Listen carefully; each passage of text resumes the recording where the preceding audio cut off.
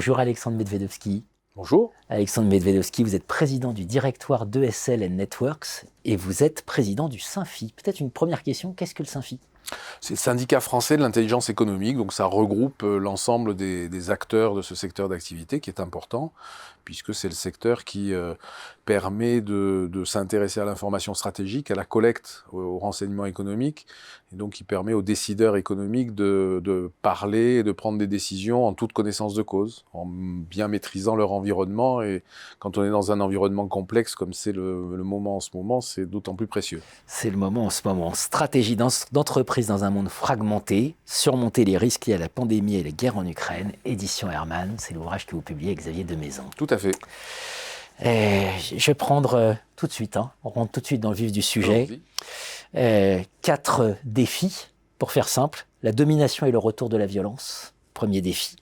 La force des écosystèmes, notamment écologiques et des logiques de collaboration, deuxième défi. Le retour au réel et aux fondamentaux, pour les dirigeants, troisième défi.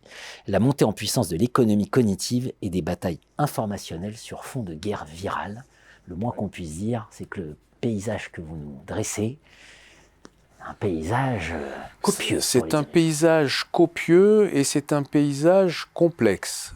Voilà, les lignes de lecture, les grilles qu'on pouvait avoir par le passé, qui étaient des grilles où il y avait les bons et les méchants, le bloc soviétique et le bloc de la liberté, J'ai envie de dire la gentille concurrence. Ouais, ou en tout cas, on savait où on marchait, où on connaissait ses amis, où on connaissait ses alliés, où on avait une capacité à, semble-t-il, maîtriser son environnement. Ce temps-là est terminé totalement. Voilà, parce que le monde est devenu fragmenté. Fragmenté, ça veut dire qu'il est devenu compliqué, qu'on ne sait pas très bien quand on parle à quelqu'un si c'est un ami, un concurrent, un adversaire, un allié potentiel. On ne sait pas très bien lorsque l'information vous arrive si c'est une information réelle, une information fiable, de la désinformation. On ne sait pas très bien quand on sort le soir de ses bureaux et qu'on ferme tout simplement son bureau à clé, ce qui va se passer pendant la nuit et s'il ne va pas y avoir une cyberattaque sur ces systèmes d'information. On ne sait pas très bien quand on se déplace dans un pays étranger si on maîtrise totalement les risques de ce déplacement, les partenaires qu'on va rencontrer, comment on va gérer les relations avec les régulateurs, avec les marchés publics auxquels on est confronté.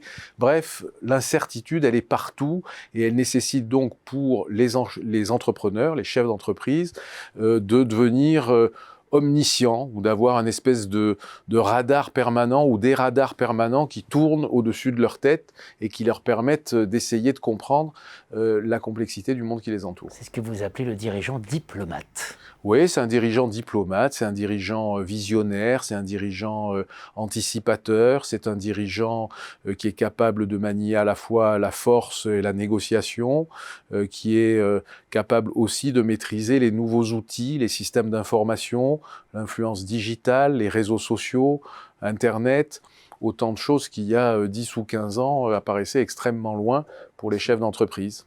Bien sûr, on va creuser ensemble ces questions, mais très clairement, c'est effectivement ce dirigeant diplomate, c'est un peu plus que le chef d'entreprise tel qu'on l'envisageait. Tout à fait. Votre conclusion est dure, vous dites ceux qui pensent encore qu'il pourrait y avoir un doux commerce.